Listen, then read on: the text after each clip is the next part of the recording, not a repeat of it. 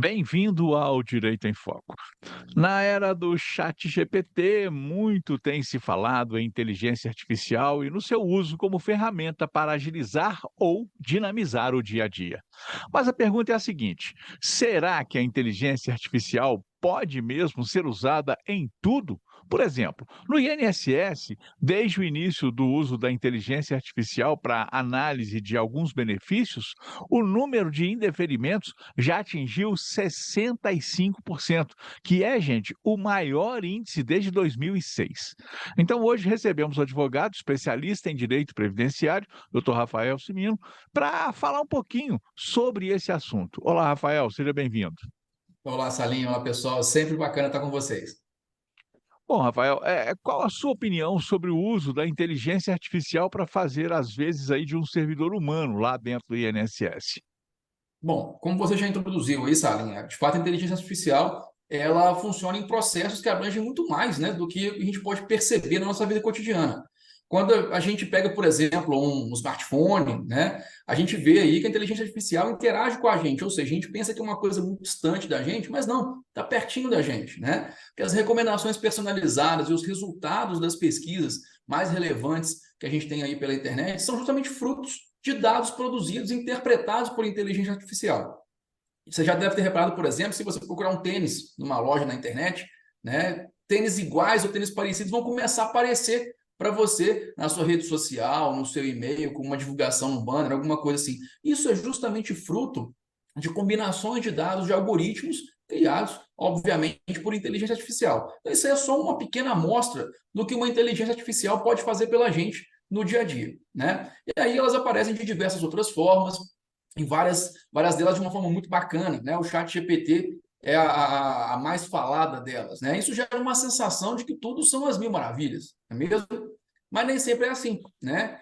Como as IAs, né, ou inteligências artificiais, trabalham com dados parametrizados, planilhados ou combinados, em certas situações o olhar humano é essencial, ele é inevitável. Né? E no INSS eu vejo que a inteligência artificial é justamente aquele instrumento que pode auxiliar, mas pode não resolver. Não resolve em todos os casos. Né?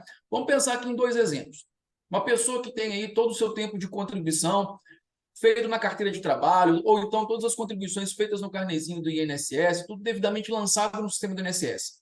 Obviamente, quando essa pessoa concluir o tempo dela para aposentar, vai fazer o pedido dela de aposentadoria no INSS, o robô do INSS vai combinar dados de contribuições com idade e automaticamente vai deferir o benefício. Poxa, super tranquilo. Né? O problema começa quando a gente começa a ter que lidar com situações de fato, que vão derivar, às vezes, ou de uma testemunha, ou de documentos que não estão parametrizados pelo INSS. E aqui eu vou trazer um outro exemplo que vai poder retratar essa situação. Vamos imaginar, então, uma segunda pessoa que também tem um tempo para se aposentar, mas ela precisa de comprovar um certo período de trabalho rural. E aí, como documento, ele apresentou para o INSS um xerox de ficha de matrícula escolar dos filhos dele. Essa ficha de matrícula nada mais é do que um caderno, brochurão, escrito muitas vezes à mão, em que consta lá o nome do aluno, o nome dos pais, data de nascimento do aluno e a profissão dos pais. Então, isso aí é usado muitas vezes para comprovar a atividade rural dos pais desse aluno. Bom, é feito o xerox desse caderno, né, carimbado pela escola, e entregue lá para o pai do aluno para ele apresentar isso para o INSS. E esse documento, por ser um xerox de um documento escrito à mão, não vai estar parametrizado pelo sistema do INSS. Então, obviamente, não vai ser considerado pela inteligência artificial, porque ele não vai reconhecer. E aí, sob o olhar da inteligência artificial, a pessoa não vai ter todo o tempo de contribuição, então automaticamente o benefício vai ser indeferido. Né? Isso tem acontecido na maioria absoluta dos casos. E aí você pode me perguntar, tá, então qual seria o real motivo de colocar uma inteligência artificial no INSS, sendo que o sistema não está preparado para isso? Né? A resposta é muito simples, a gente tem visto aí com frequência que tem uma fila enorme, né, de benefícios para ser analisados pelo INSS. Essa fila já passa de mais de 1 milhão de casos. Né? Muita gente aguardando uma resposta do INSS.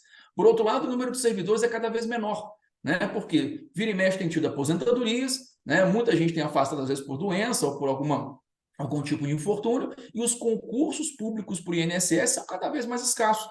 A gente teve um concurso em 2014, depois a gente foi ter um de novo em 2022. Né? Então, a distância entre eles é muito longa, né? E o número de vagas é sempre aquém daquilo que é necessário. né? Então, com isso, lança-se a plataforma informatizada, ela analisa rápido, e nesse ponto não dá para negar que está sendo analisado rápido, a velocidade tem aumentado, né? Mas a qualidade esperada não tá, então, respondendo. E aí cai naquilo que você chegou a falar. De fato, nós estamos num índice muito grande de indeferimentos. Só para você ter uma ideia, em 2021, 41% daquilo que era analisado pelo robô do INSS já era automaticamente indeferido. E como você bem disse, chegamos a 65% agora.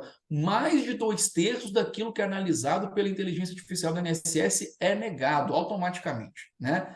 E isso nada mais é do que jogar o problema para frente. Isso acaba desaguando aonde? Lá no Poder Judiciário.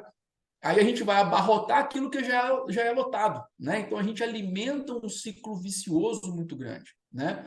E aí é claro que, assim, uma hora isso vai mudar, uma hora isso vai melhorar, né? Mas até que isso aconteça, o segurado, o trabalhador, aquele que precisa do INSS vai passar raiva, né? Mais do que isso, já sabendo que ele vai estar sujeito a alguma negativa, né? É essencial que ele esteja, então, com toda a documentação alinhada, preparada, para, obviamente, ele não perder os atrasados. Porque imagina só, o que seria perder esses atrasados?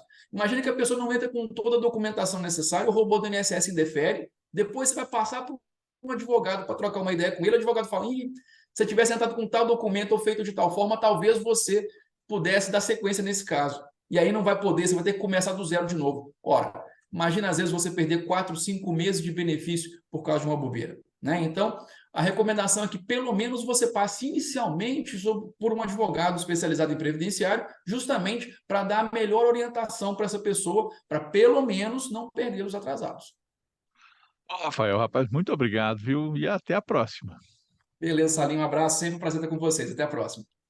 Bom, se você perdeu algum dos programas anteriores do Direito em Foco, acessa aí o canal do Barbacena Online no YouTube, que lá você tem todos os programas. Você pode acessar pelo celular, pelo tablet ou até mesmo pelo seu computador.